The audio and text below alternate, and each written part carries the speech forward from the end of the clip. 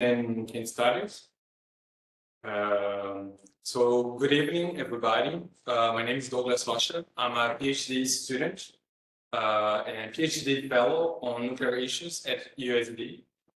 I'm thrilled to launch the 2024 edition of the ESD research seminar on the comparative theoretical issues of nuclear strategy with my colleague Matteo Schwartz. The research seminar on nuclear issues aims to analyze the evolution of nuclear order and the increasing relationship between nuclear weapons and other high strategic capabilities, such as air power, outer space systems, cyber weapons, and missile defenses. We will invite PhD students and PhD recipients to present their research on topics related to nuclear weapons. Also, this research seminar is part of the USD research program entitled The Interconnection of High Strategic Capabilities, which is supported by the General Division for International Relations and Strategy of the French Ministry of Armed Forces. For tonight's first session, we are thrilled to welcome Dr. Alexander Sorg, who will talk about the nuclear extended deterrence in Europe after the deployment of Russian nuclear weapons in Belarus last year. Alexander Sorg is a postdoctoral researcher at the Free University Amsterdam and a research fellow at the Hertie School. He holds a PhD in International Affairs from Hertie School's Center for International Security. His research interests include nuclear weapons, military alliance, and citizens' willingness to fight, having been published in NATO defense college research papers, War on the Rocks, as well as German and Dutch newspapers. As usual, following Dr. Sorg's presentation, we'll have a Q&A session with questions from the room and from WebEx. The objective is to have a fluid discussion among participants and the speaker. With that, I'll give the floor to Dr. Sorg. Thank you.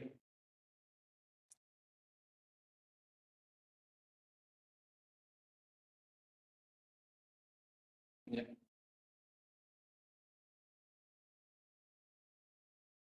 Okay, now, sorry. Hopefully you should all see my screen now. Is that correct?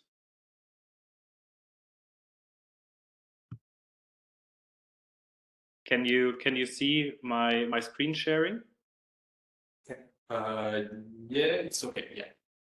Now, okay, perfect. Well, thanks so much for the introduction, and thanks so much for having me, for inviting me to this seminar. So I was invited to talk about the consequences of the nuclear deployments to Belarus, and I have to admit that I mostly studied US nuclear deployments in my dissertation. I have recently began to study the Soviet deployments throughout the Cold War, and also the consequences of the of the Russian deployments to Belarus. But this also means that this is very preliminary research for me. And so I will start with giving you a bit of an overview of what I did in my dissertation, at least the parts that I think are relevant to then apply to the case of Russian deployments to Belarus, and then give you a bit of a overview of my preliminary thoughts. As I said, this is still preliminary research, but how I see these deployments, and then I'm very happy to discuss. I was asked to give a 40 minutes presentation. I promise I will not be longer than this, so bear with me. All right, let's start. So what will I talk about today? As I said, quick introduction, the background of why I think, you know, all of this is relevant and important. Then a theory of US nuclear weapon deployment. So this is basically one chapter of my dissertation. Then I talk about the nuclear deployments to Belarus, and then a brief conclusion. So what's the background here? Why do I think that this is, you know, something we should study? Well, as you can see on this slide, on the left side, you have the Nike Hercules anti-aircraft missile system that was actually deployed to Germany in the Cold War by the United States. On the right-hand side, you can see the Iskander-M. It's a surface-to-surface missile system with a reach of about 400 kilometers, but very much depending also on the missiles used. And that's, of course, one of the systems that allegedly has been deployed to Belarus in 2022-23. And so, as you can see, you know, these issues seem to persist throughout time. So throughout the Cold War, we had these deployments by the United States, by the United Kingdom, by the Soviet Union to other states. And today, of course, the United States still deploys nuclear weapons to 5 NATO members. And well, apparently Russia now thinks that, you know, it's a good idea to deploy nuclear weapons outside of its territory as well. We can think probably of some reasons why states would want to deploy nuclear weapons abroad, and I will talk about this later. But there's, of course, also risks and costs associated to these deployments. First of all, they can lead to nuclear Armageddon. They can lead to an all-out nuclear war. I think this is pretty evident why this would be the case. Nuclear deployments have also largely been tactical nuclear weapons, so really the weapons that are designed to be used on the battlefield. And so there's always a risk of escalation when you deploy such weapons. This is especially so because it also entails some risk of unauthorized use. This was much more prevalent at the beginning of the Cold War, when these nuclear deployments were not secured very well, where there was no technical means to make sure that only the guardian state could decide over the use of nuclear weapons that are deployed in other countries. But of course, you know, some risk still remains today. And then lastly, there's always also the risk of information theft.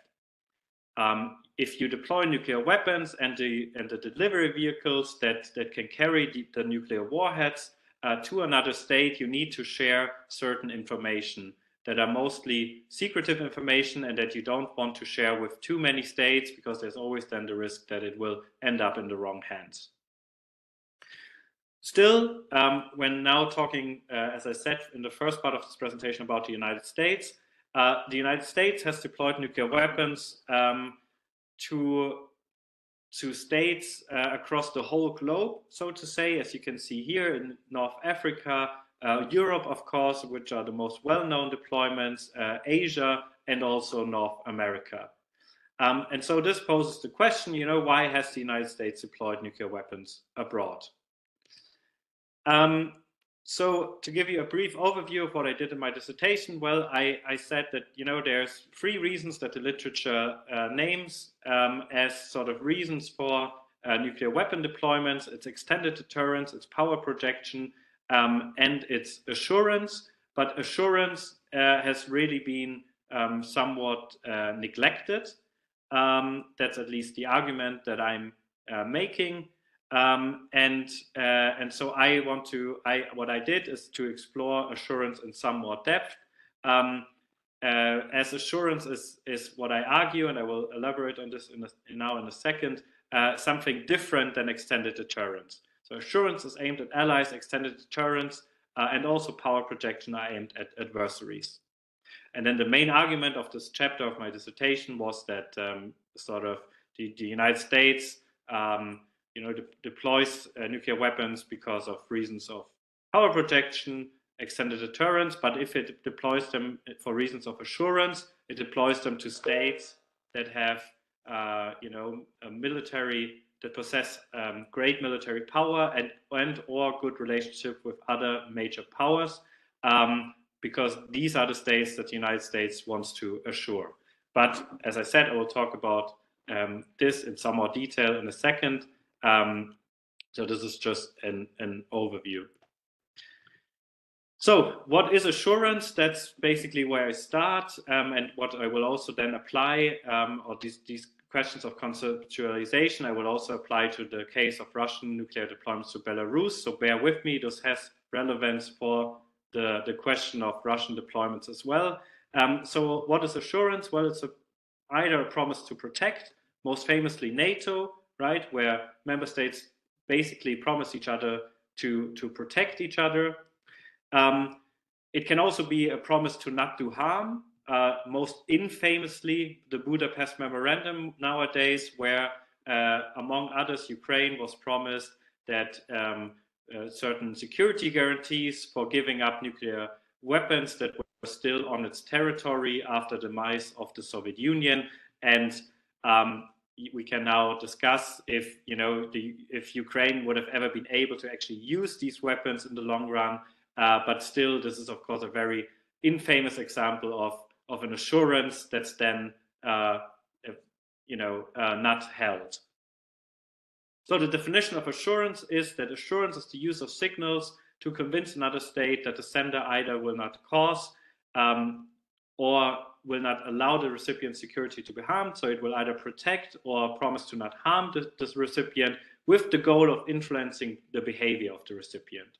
Right? It's not a benevolent act. It's not protection for the sake of it. It's a strategy to achieve certain policy goals.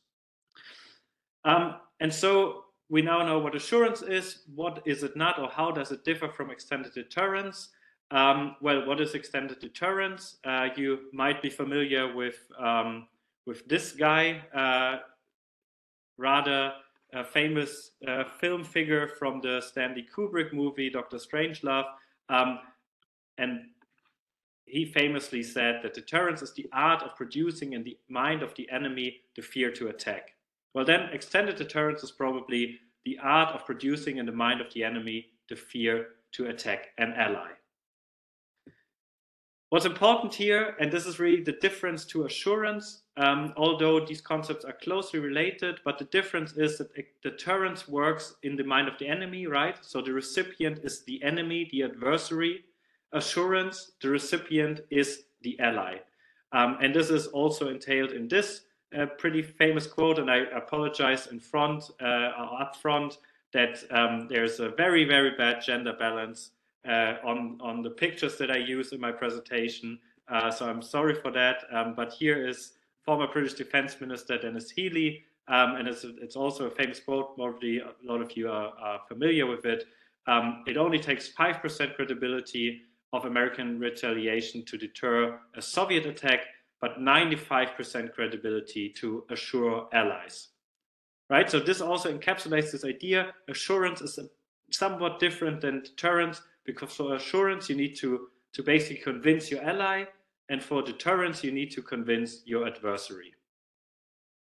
Then there's power projection. An example of this would be the Ramstein Air Base, where we know now, because of whistleblowers, that it was used. So this is a US air base in Germany, and it has been used to conduct drone operations. And so here the idea is these drone operations in North Africa are not there to protect Germany, and they're also not there to assure Germany. They are there because the United States uses the German territory to process information. So power projection essentially is about sort of very self-serving, right? You use geographical advantages to your own benefits. So what is assurance not? It's not extended deterrence because it's aimed at adversaries. It's not power projection because that's aimed at adversaries and sort of self-serving. And lastly, is also not non-proliferation, which in the literature on nuclear weapons is often conflated with assurance. But assurance is a strategy, right? One goal can be non-proliferation, so to make sure that another state doesn't produce its own nuclear weapons. So you offer security to another state. You say, hey, Germany, we, the United States, will protect you, and this is why you don't actually need your own nuclear weapons. Sometimes it works. Sometimes, as in the case of France, it doesn't. But that's, I guess, how these things go with strategies. You can't always reach all goals. So with that said, quickly going into what I sort of the argument that I construct then in my dissertation to show that assurance plays a role here. I say that one goal of the United States since the end of the Second World War has been to maintain a global network of allies, and some allies are of course more likely to break away from the United States, or they have the means to do so. And I say this, having the means to be able to act more independent of the United States is determined by your own military power, your potential to produce nuclear weapons, so nuclear latency, and having good relationships with other powers. And here's of course an infamous example of having very, very good relationships with an adversary. In this case, Germany, in the Gerhard Schröder chancellery, because then you don't fear as much, you don't fear to be independent of the United States as much, and so these are sort of the three reasons that I name of that make it more likely that a state will receive US assurances. So this is basically the argument that states that are more likely to break away from the US alliance systems, according to the three facts I just mentioned, are more likely to receive nuclear weapons and are more likely to receive a diverse arsenal of nuclear weapons, because it's about assurance. This is of course just part of the picture. As I said, some of these deployments also occur because of extended deterrence reasons. Some happen because of power projection reasons, and in any case, extended deterrence and assurance often, of course, go hand in hand. But I then I create an own data set, and then I run some statistical analyses, and I'm not going to bother you with any regression tables here, don't worry. So I just simplified it to say what's the outcome of what I find. Well, it's that I find some confirmation for my assurance sort of hypothesis variables, not so much for extended deterrence. So states that are more threatened and that can't protect themselves, I don't find that these are, if they are US allies, are more likely to receive US nuclear weapon deployments. And then I find again also some evidence for the power projection hypothesis. So, for example, being at a greater distance from the United States, where it's more useful to use than the geographical advantages, makes it more likely that you receive US nuclear weapons. So, as a very last point, and I will also apply this to the case of Belarus, but as a very last point here, I now talked a lot about, the United States picking sort of allies to deploy nuclear weapons and the reasons or the causes of why the United States would deploy nuclear weapons to, state A, but not state B. Of course, this is an interaction, right? There were some states, not a lot, but some like Norway that said from the beginning, we don't want any nuclear weapons on our territory.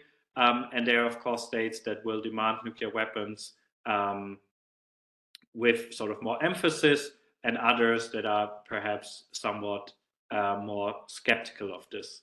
So let's look very briefly at the host state perspective, or potential host state perspective. And so why would you, want to host nuclear weapons, or what are factors that influence the policy position on this? Well, I would argue it's the security landscape. So we can see this, of course, at the moment where after the full-scale invasion of Ukraine by Russia, countries like Poland have been very vocal to demand nuclear deployments in their country. We can also, so that would be one factor here. Then we have elites, quite famously, of course, throughout the Cold War or during the Cold War. Helmut Schmidt, former German Chancellor, held a very important speech at the IISS in London, where he demanded nuclear weapon deployments to Europe to counter the intermediate range missiles that the Soviet Union had deployed on the European side of the Soviet Union. And this sort of started this whole process that later became the NATO double track decision and the Euro missile crisis and so on and so on. So elites are quite important to framing these issues. And you also have this outside, you have examples outside of Europe as well, of course. And the same goes with public opinion, where, for example, the United States didn't want to openly deploy nuclear weapons to the Philippines, and a US ally, because they were afraid that while the elites were quite sympathetic to the idea of receiving these deployments, they were afraid that the population, if they knew it, there would be a backlash against the US presence in the Philippines. And now, you know, probably, or going back to this whole NATO double track decision, of course, throughout the Cold War, there were huge protests in Europe, especially connected to the deployments of the intermediate range nuclear missiles in the 1980s. And so I would say that the public opinion sort of frames these and limits the decisions, right, that elites can take in regard to a sort of changing security landscape. So, summary of this part of the presentation. I just told you that from my perspective, there are three causes of US nuclear weapon deployments: extended deterrence, power projection, and importantly, what I sort of had a closer look at, assurance. My main argument is that states that possess the ability to act more independent from the US are more likely to receive US nuclear weapon deployments. And in my data analysis, I find some evidence for this assurance hypothesis and also for the power projection one, not so much for the extended deterrence hypothesis. So what does this tell us about today? What are the policy implications here? And this is where I will sort of lead to the Russian Belarus case. So there have been discussions about new deployments. There, as I said in the very beginning, and I think all of you know, of course, there are 5 NATO nuclear host countries. These are the only nuclear host countries that still exist today. But there have been new discussions about deployments, for example, to the United Kingdom. In this case, the open source intelligence community has sort of seen that storage facilities in the United Kingdom that used to host US nuclear weapons are being, their constructions at these sites, so they might get ready to host US nuclear weapons again. I already quickly talked about Poland, where the president has even weighed in and said, you know, we are ready to host US nuclear weapons. We want these weapons and we think it would make us more secure. And then there's also the case of South Korea, where in the last 3, 4, maybe 5 years, there has been really a renewed discussion if nuclear weapons are coming back to the South Korean peninsula, or if South Korea will get its own nuclear weapons. And so there's a pretty lively debate. Of course, there's one other case that has been in the news in the past years, and that is the case of Belarus. And so before I delve into the specifics of this case, let's quickly look at the history of Soviet deployments. Of course, the sort of the predecessor state of Russia. And so what's the history here? Most people will be familiar with the case of the deployments to Cuba, because it's of course a very infamous case, led to one of the biggest crises in the Cold War. Maybe not as well known are the other deployments the Soviet Union conducted to Czechoslovakia, to East Germany, to Hungary, to Mongolia, and to Poland. One reason why they might not be as famous is that there's just way less information about these deployments. And so when I now looked at this issue, I think what I understand so far is that it seems to me that these deployments were much more limited. So the United States really deployed a large range of delivery vehicles with nuclear ammunition all over the globe, from air-to-air missiles, air-to-ground missiles, ground-to-ground missiles, ground-to-air missiles, bombs, depth bombs for submarines, a nuclear bazooka, the Davy Crockett, that could really just fire 2 kilometers, that was deployed to, among others, Germany, for example, and so on. In the case of Russia, or the Soviet Union, of course, it seems to me, from what I understand so far, that these deployments were much more limited to nuclear bombs, to some missiles that were deployed to other states. However, the procedure was pretty similar in the sense that the Soviet Union had their military, a dedicated unit, the 12th GUMO, that's what it's called. They had this unit in other countries at storage facilities to protect their own nuclear warheads. So just as in the case of the United States, the host countries had no access to these storage sites until a war would have broken out. And then the decision would have been made in both cases, the United States and the Soviet Union, by the top the highest political decision-making circles, right? In the United States, of course, the president. In the Soviet Union, I think it changed a little bit over time. But so the Soviet Union and the United States would make this decision to sort of release the nuclear warheads, and then they would be transported either by Soviet military or by host state military to the host state army or the Soviet army stationed in the host country. So both cases existed, just as in the case of the United States, where the United States has earmarked some of its nuclear weapons to its own troops abroad and some of its nuclear weapons to the troops of other countries. Which I think is quite interesting, because there is some nuclear sharing involved then. But what, of course, is a difference here is that, first of all, it evolved much later, that the armies of these allied states were involved in these nuclear missions. And second of all, there was nothing like a nuclear planning group, which exists in NATO, and where all NATO states, except for, of course, of France, share, where the United States shares information about the nuclear mission with them, discusses nuclear matters with them, and so on. So it was more limited, but it was perhaps more similar than one would think, the nuclear sharing arrangement in the Soviet Union. And then next to these countries outside of the Soviet Union also deployed nuclear weapons all over its territory, meaning that it also deployed nuclear weapons to what later became Belarus, Ukraine, Kazakhstan.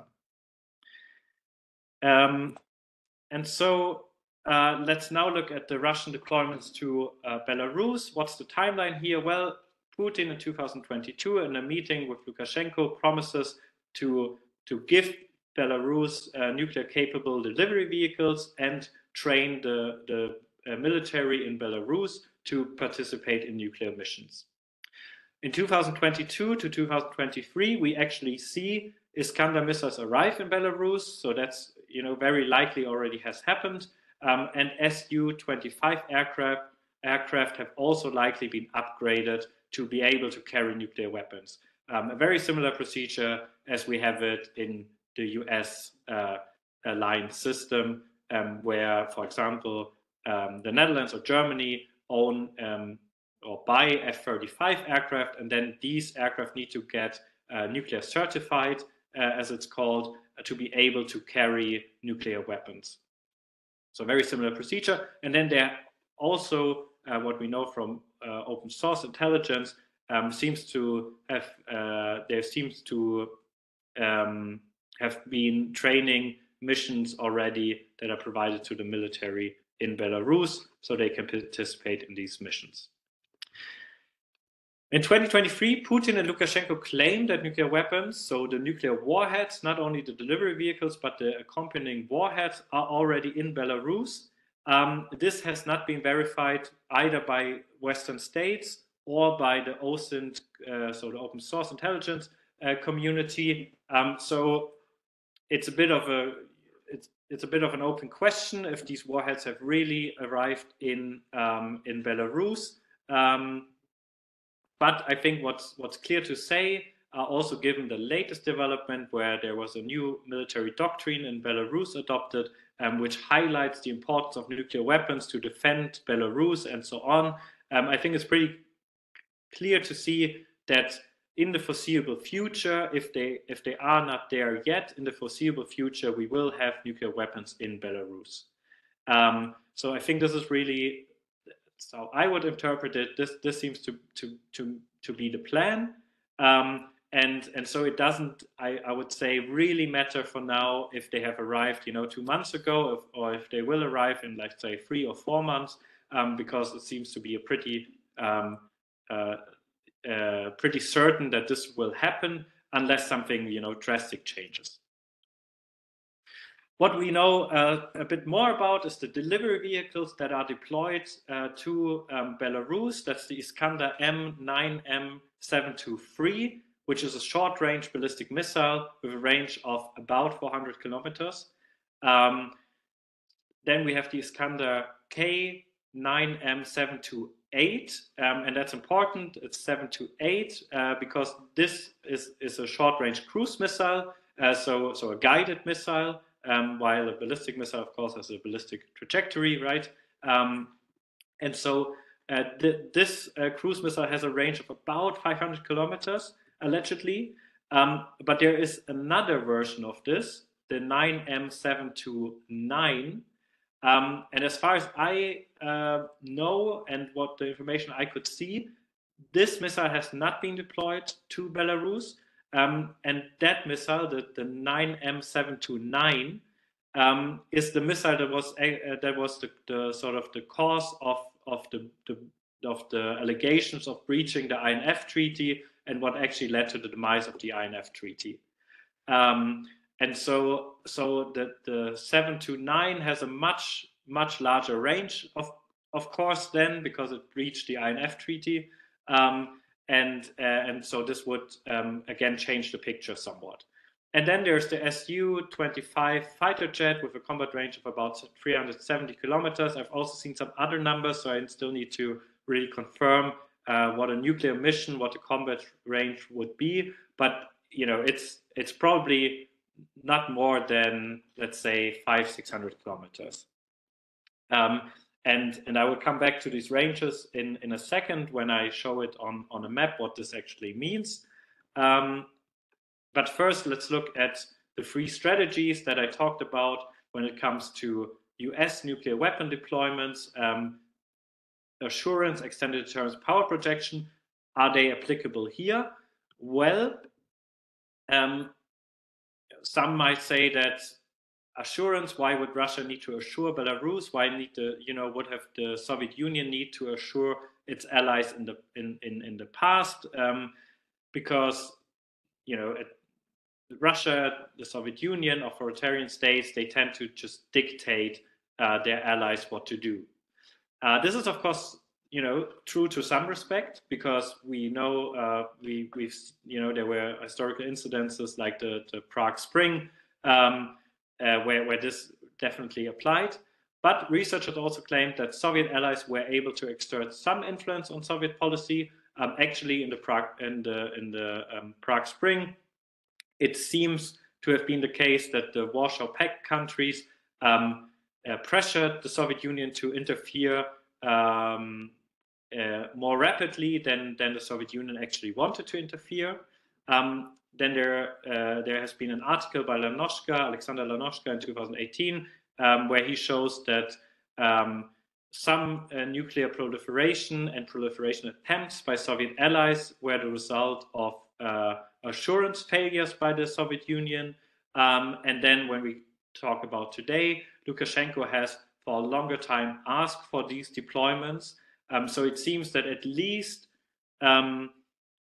these deployments are welcomed by Belarus. So this doesn't mean that this is the prime reason of why they are there, but it it gives us some idea of the extent to which assurance might play a role here.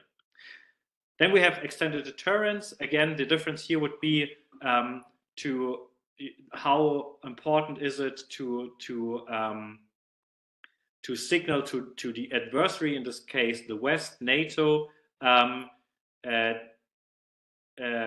to signal to them that they cannot attack and interfere in Belarus by deploying nuclear weapons.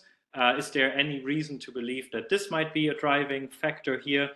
Well, as you all know, there has been huge protests in Belarus after the election in 2020. Most Western states have not recognized the election, and there has been the imposition of sanctions. So there might be some fear of foreign interference. And of course, if you have nuclear weapons present in Belarus, then I personally don't think that NATO would have ever directly intervened in Belarus. But if you have these weapons present now, then even sort of supporting certain democratic organizations and so on, you might be a bit more cautious about this, because first of all, these weapons can always be used, but also if there's chaos in a country that hosts nuclear weapons, that's perhaps not what anybody wants, right?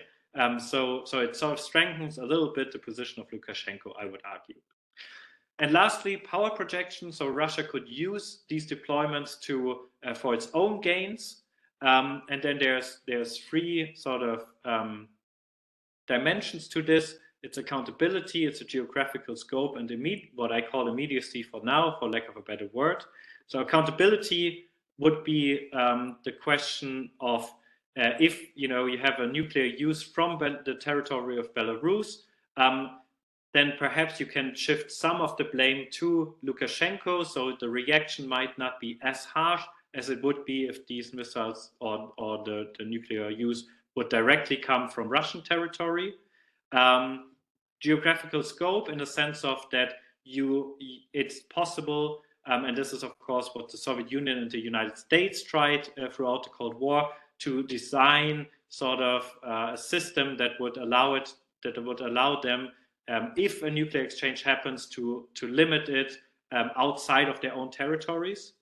And so if you have nuclear weapons in Belarus, you could use the nuclear weapons from the territory of Belarus, and perhaps then Belarus would be attacked, not necessarily Russia, and so you could limit it to Europe, which of course is also in the interest of the United States. And so I think this is not completely far-fetched. Immediacy, the last point here, is just using the geographical proximity. And as I said, this is a very crude mapping of the ranges of the deployed delivery vehicles. So the dark red one, that's the missile I talked about with the much larger range, which does not seem to be present in Belarus. But the green and the light red circles are ranges of the delivery vehicles that are present in Belarus. And so you can see that, you know, they can reach Lithuania, Latvia, the Suwalki Gap, Poland, and of course also Ukraine.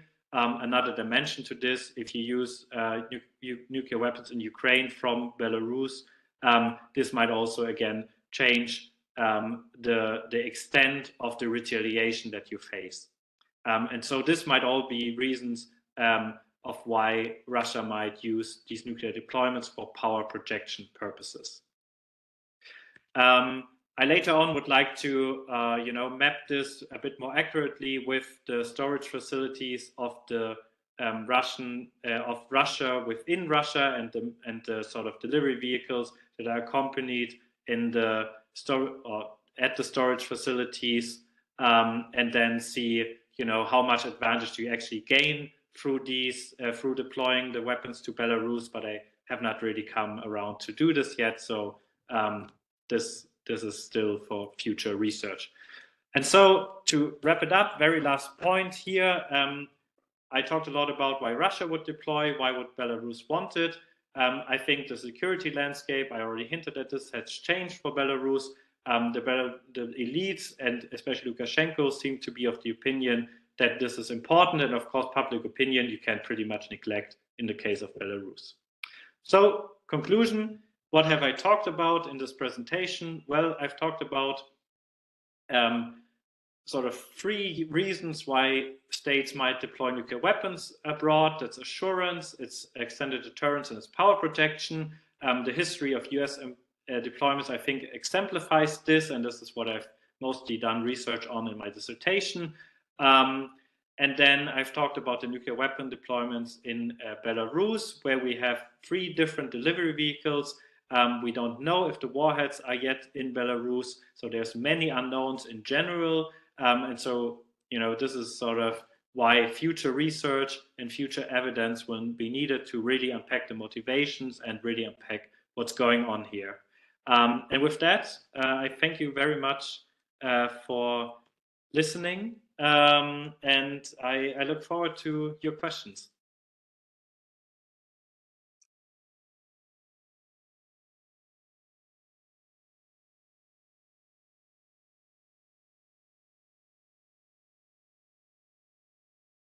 Thank you very much, Alexander, for your presentation. Do you hear me well? Yes, I hear you. I hear you. Yes, thank you very much. It was very interesting.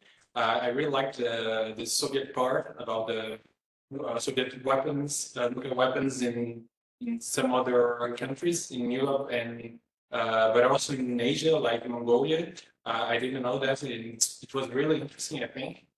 And I'm sure that we are enough elements for questions and discussions from the audience, and also on Webex.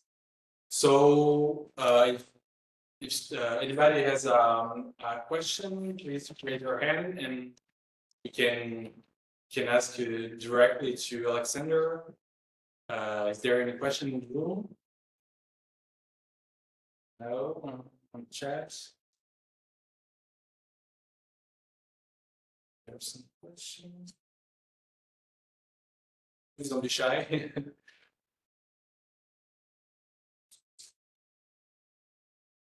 I will maybe start the discussion. You talked especially about the difference perspective, I think, of the current situation in Europe.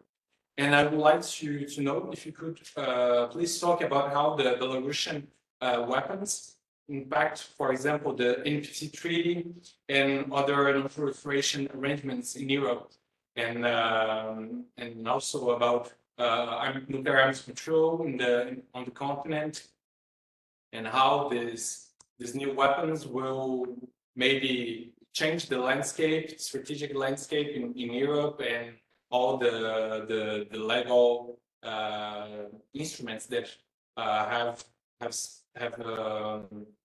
stabilized the relations on the continent. Yes, sure. So, So, okay, I will try. I will try to answer this with regard to the NPT treaty.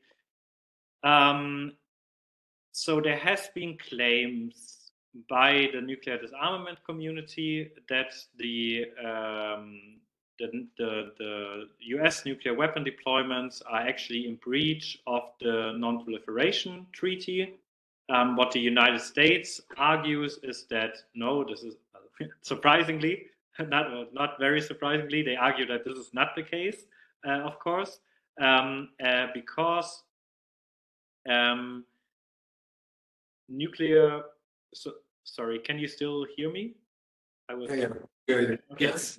All right. Okay.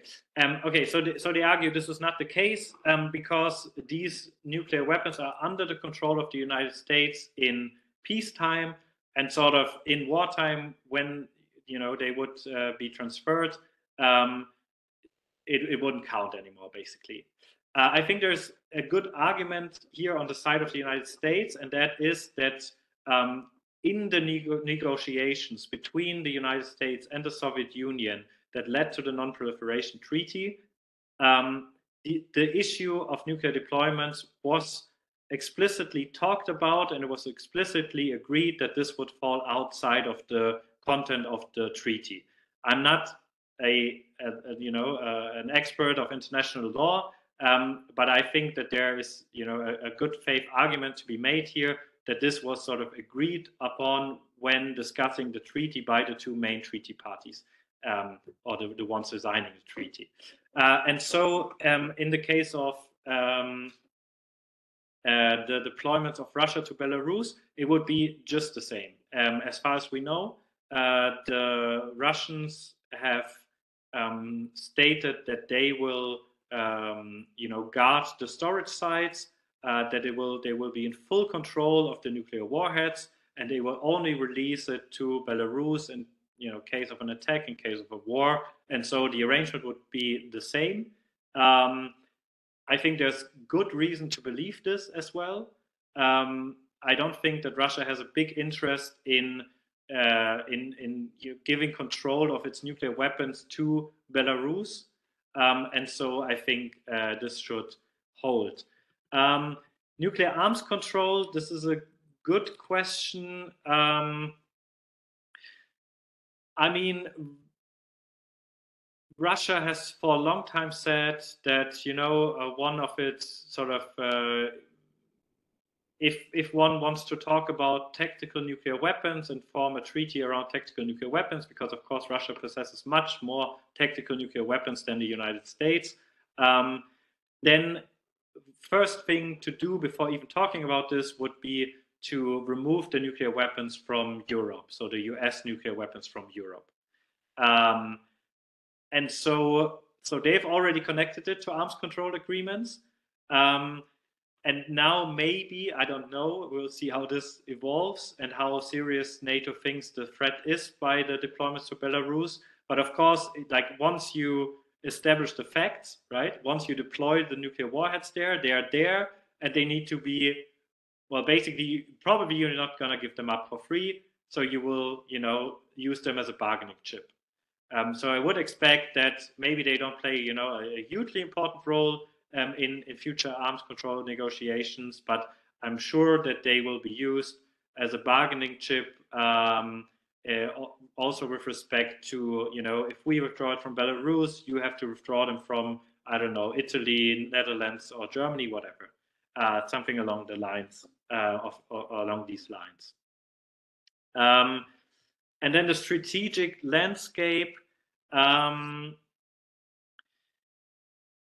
Yeah, that is a very good question. As I said, this is what I'm still struggling with a little bit. I think it would really help to map the capabilities of Russia, to map the ranges, and then to see the capabilities within Russia on the western border and in Belarus. And then to sort of see, is there any advantage here? Because yes, of course, we all know this with intercontinental ballistic missiles and long-range missiles and nuclear submarines and so on. they can, and strategic bombers, they can reach any point in the world anyways. But following this logic, you wouldn't need any nuclear deployments ever, and you only would need basically 2 systems, and that would be it, right? But that's not the case. So there is some advantage, apparently, at least states believe that, in having a diversified arsenal. So if you can now use short-range capabilities to better reach some parts of Europe, I would think that this would change the strategic landscape. But then again, this depends quite a bit as well on what's deployed on the western border of Russia, and if there are any, as I think the former Lithuanian prime minister has once claimed, that there are deployments by Russia to Kaliningrad, so the exclave of Russia in Europe, because then, well, the advantage would probably not be as big if there's nuclear weapons there already. But we don't have any evidence that that's the case. And so, yes, I would say it might change the strategic landscape, but we would need to know a bit more about the weapon systems that Russia now deploys at every location. Thank you very much for this very complete answer. Thank you very much. We have one question in chat. You mentioned that some nuclear weapons were stationed in North Africa by the US. Where and in which context? Yes, so that's one of the instances where we have least information, because it was at the very beginning of the Cold War for a few years to Morocco, which back then still sort of half the time that nuclear weapons were deployed to Morocco, it was still a French protectorate, and then it became independent. And so, as far as I know, and what I could get from sort of archival resources and so on, is that the deployment was only discussed with the French. So you could say it was sort of a deployment to, well, not to France, right? But in sort of resulting from a sort of a negotiation process with France. What I don't know is, and what I haven't seen any evidence of is if France demanded to have them in Morocco, or if the US wanted to station them there. But then after Morocco becomes independent, the United States basically only then informs the Moroccan government, well, you know, we have this airbase here, right? And sorry, we didn't tell you beforehand, but there's actually some nuclear weapons there. And then the Moroccans are pretty upset. And they say that, you know, then there are some negotiations, but in the end, the Moroccans say, we don't want the nuclear weapons here because you deployed them without our knowledge. And so we want them gone. And this happens in around like 1963 or so. So it's really like the very early days of the Cold War. Okay, thank you. The second question, you said that public opinions could wait on political decisions to implement extended deterrence. Do you think some countries could oppose the deployments in Belarus? If yes, on which ground? Problem of control, of security risks, of no proliferation arrangements?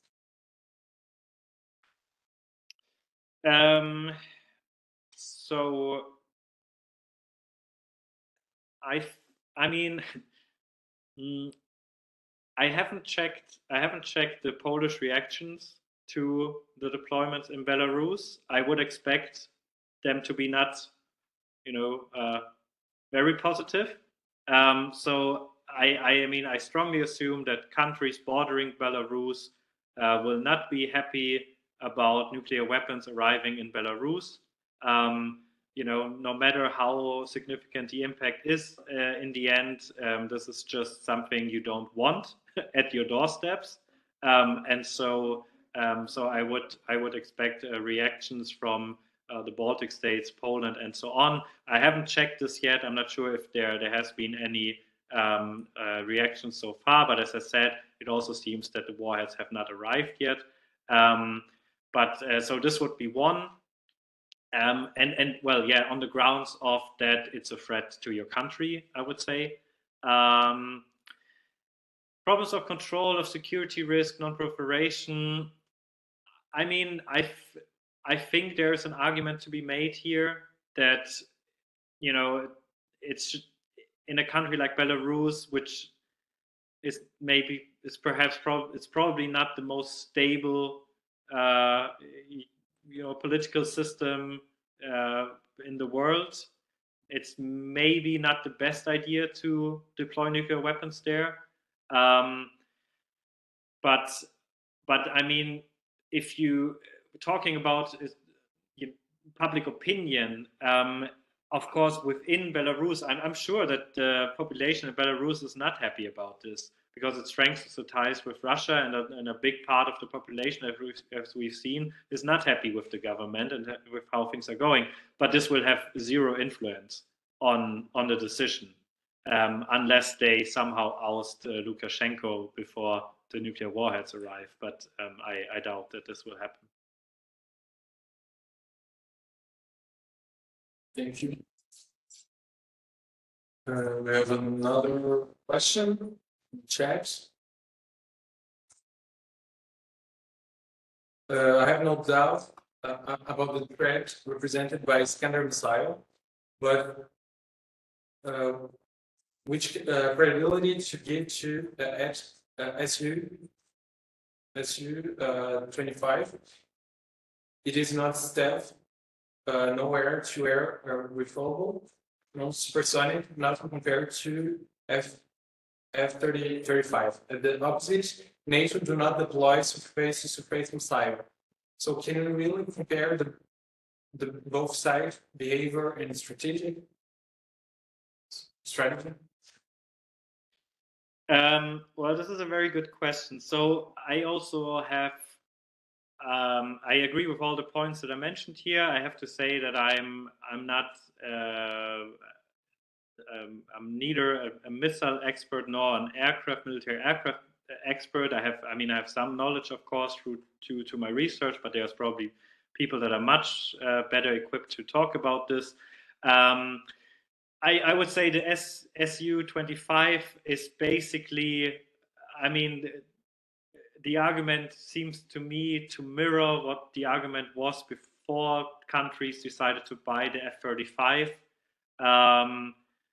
Was it ever credible that, in the past 15 or so years that German tornadoes would use nuclear weapons and use them outside of NATO territory, given problems of, yes, you can refuel them, but still this doesn't make it easier to fulfill this mission.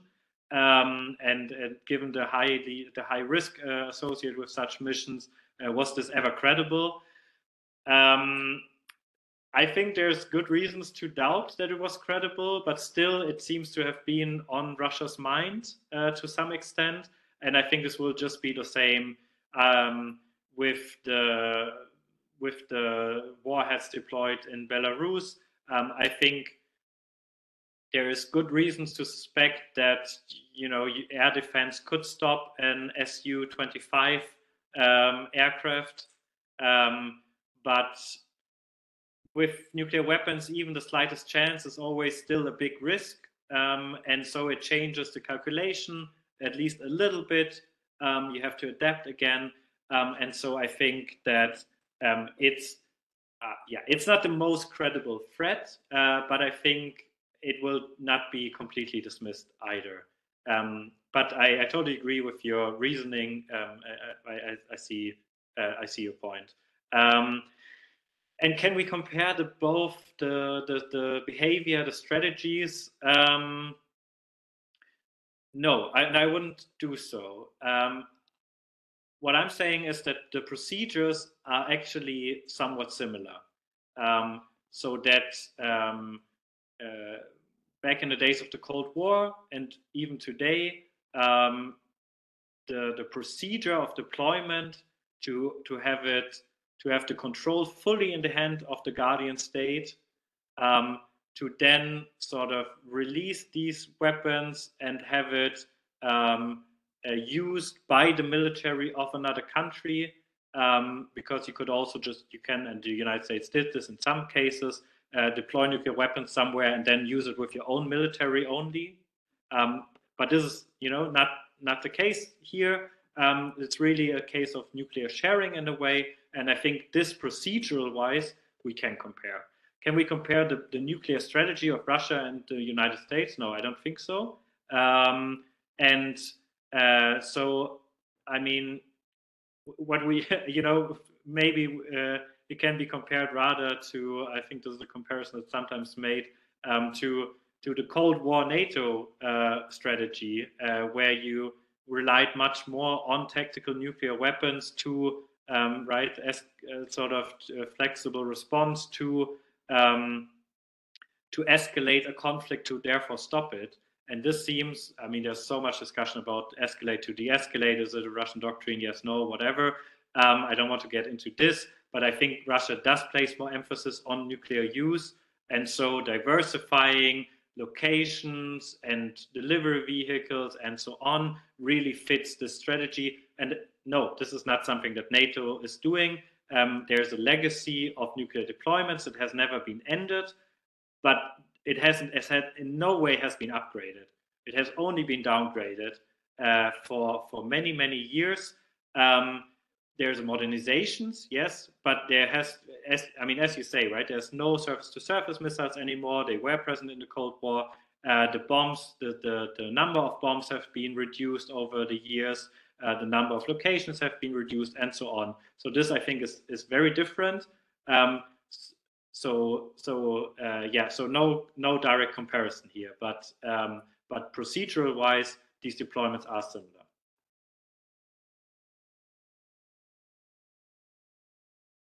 Thank you very much. Is there any question in the room?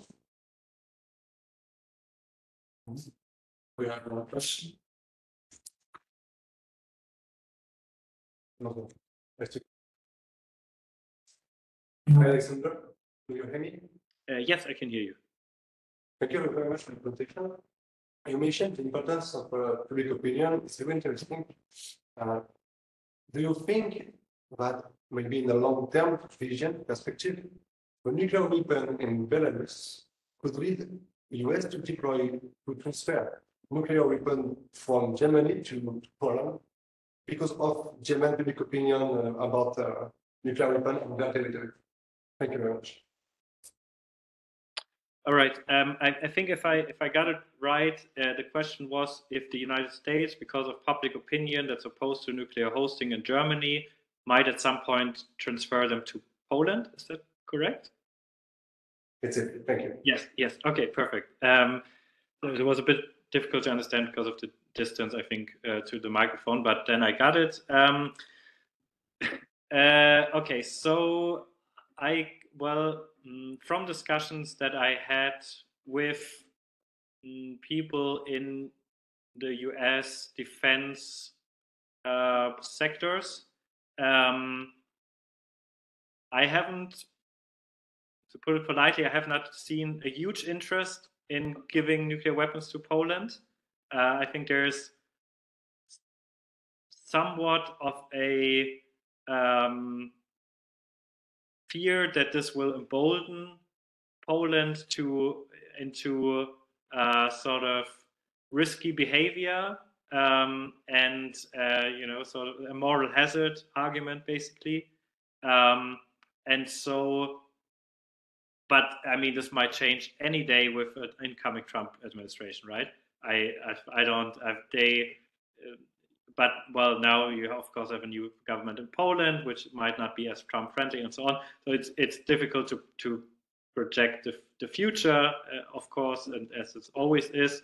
But I would say at the moment there's really, I have not heard anyone in the United States, from people actually working in government, saying that this would be something they are willing to do. Maybe they wouldn't share it with me, fair enough. But I do think that there's some real skepticism here. The public opinion in Germany is an interesting case, it's shifting a little bit in the last 2 years since the full-scale invasion of Ukraine by Russia. But I conducted my own survey experiments in Germany and the Czech Republic, and what we found is that there's still quite some skepticism, and this was after the Russian attack on Ukraine, with regards to the motivations of the United States, and if the weapons actually reduce threats and so on.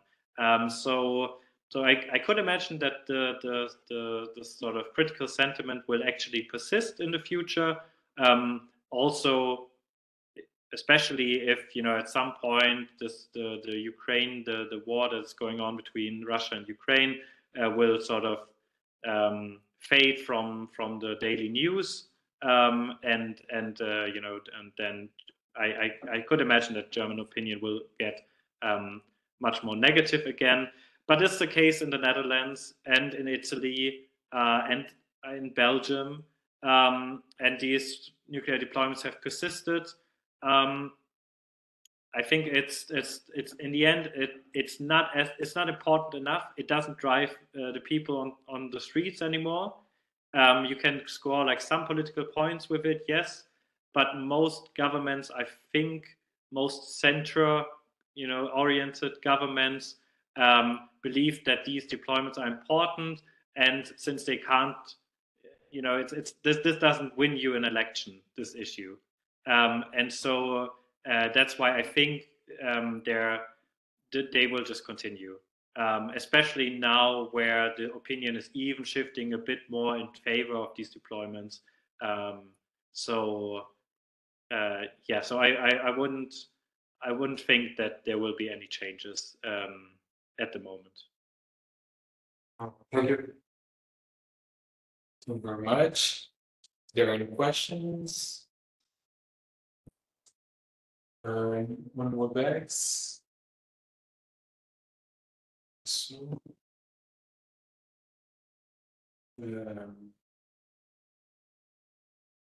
I would ask you about the German public opinion, but you already mentioned it and answered this question. And do you think that is there still a anti-German movement in Germany the last 2 years since the beginning of the war? Can you talk a little bit more about it, especially in really a little bit about it, about public opinions and mindset, I think, in Germany nowadays?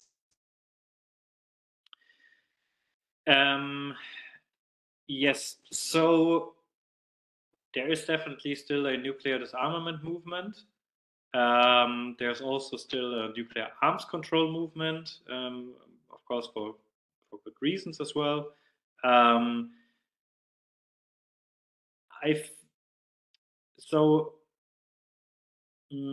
So this is a bit. I think this is a bit complicated to answer straightforwardly, but so what from my perspective, the Green Party was always a big hub for these disarmament movements. It was very closely linked with ICANN, for example, and with people from ICANN, and the Green Party has probably shifted the most since the Russian attack on Ukraine, and so they have much more embraced military logics of deterrence and these kind of concepts, which has somewhat, I think, no one would straightforwardly say this and say we don't believe in disarmament anymore. But I think it has really dampened sort of the strength of or the frequency of the emphasis of that people put on this in the Green Party, And I think this has weakened the sort of disarmament movement. And because a lot of, I mean, as I said, it's not driving people on the streets anyways. This hasn't happened in the last, it hasn't happened 5 years ago, and it hasn't happened 10 years ago. So this was already sort of a bit of an, if you ask the public, they were mostly, you know, skeptical of it, but the public didn't act on it. And so this was already a lead sort of conversation. And at the moment in Germany, I think it has become much more difficult to have this discussion, or to say things like, you know, I don't think deterrence can ever work. Like, I mean, some people in the nuclear disarmament movement would make these statements, right? And I don't want to judge on it. Maybe you can have this opinion and argue for it. But just the reality is that I think it has become much more difficult to state this in any political discussion, because people will sort of discredit you for it. And this is why I think the nuclear disarmament movement is mostly trying to now, you know, save what's still to save, so to say, maybe shift a bit more towards the arm control angle, of saying, yeah, let's at least preserve these arm control treaties that we have, and remind people that, you know, completely unregulated nuclear weapons are really a bad idea, and so on. But there's less emphasis on this. We now need to disarm, and Germany needs to give up the nuclear weapons, and so on. So I think this is the shift that I observe. Okay, thank you very much. Is there any questions? If you have any further questions, I would like to thank you again, Alexander, for the presentation, for the discussions, and the very interesting answers that you gave us. And I would like to thank all the participants in the room and WebEx. We remind the audience that the next session of the seminar will take place on March 27th. In the same room and on WebEx as usual. You can have all information on USD website or on our LinkedIn page. Thank you all again for coming. Have a good evening, and we can just play. All right, thank you so much for all the good questions, for inviting me. This was really a pleasure. And of course, if anybody wants to ask any questions, discuss, or has, you know, any feedback, then just email me. I'm sure Douglas can give you my email address, and so just reach out to me at any time, of course. Yeah, thanks so much, and have a good evening.